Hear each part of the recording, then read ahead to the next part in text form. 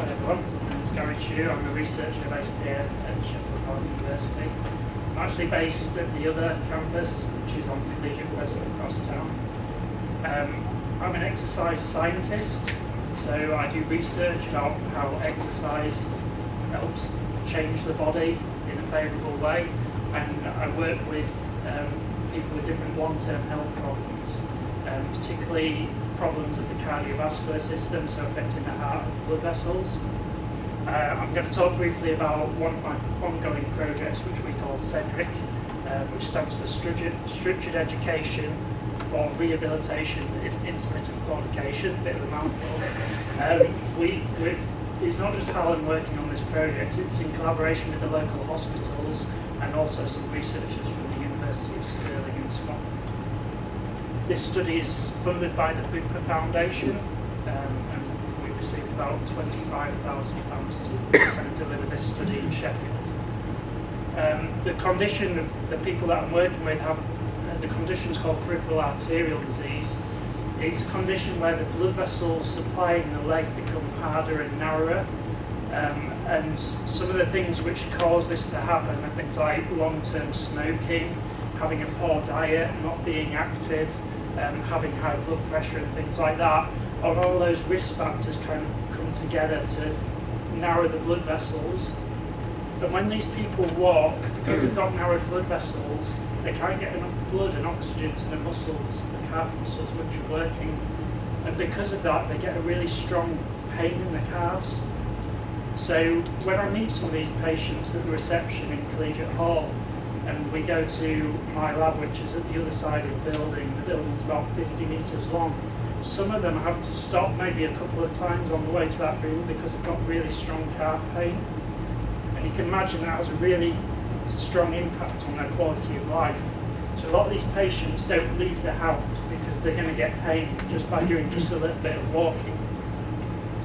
Now, one of the main treatments for this condition is actually walking.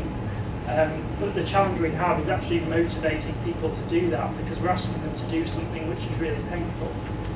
So many of them don't do it, and not many of the hospitals in the UK offer programs where they can actually go and receive supervised training. So the guidelines which the doctors follow for treating this condition say that as a first-line therapy, before they do anything else, these patients should be offered supervised exercise training. But the service isn't there for them.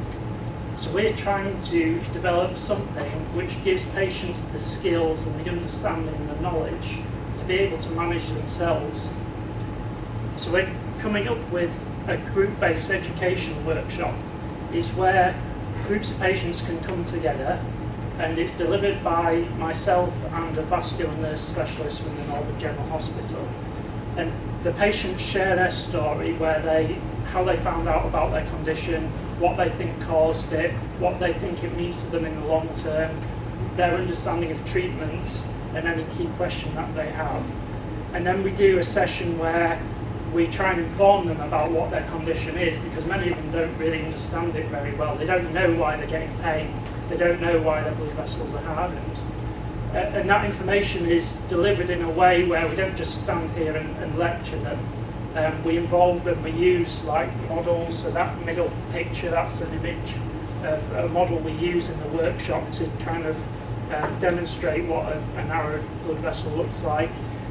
We do a daft thing on a whiteboard where we have an outline of CEDRIC, a human body, and then we build up the different organs to help them understand what's going on in the body when they have this condition.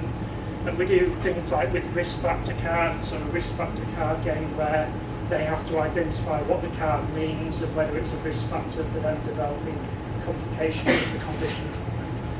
And then we try and move the focus towards walking. So we try and help them understand what they can do to help manage their condition, but then narrow towards walking, because the whole aim of it is to try and get them walking more. And there are various things which can help change people's physical activity behaviour.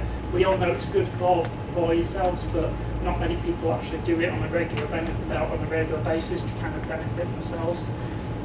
But there are things like self-monitoring, goal setting, setting action plans, identifying barriers, things that you can do with them which are kind of known to help change people's behaviours, and we spend some time doing those things with them.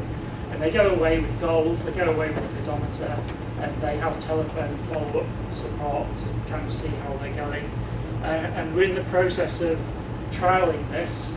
So we're going to recruit a group of patients. Some of them will go on this, some of them won't, and we'll see how their behaviour and their health change over a period of months. And that's currently ongoing at the moment. So it's a common problem. It's not very well understood by the general public. It affects about 1 in 5 people over the age of 65, so it is very common.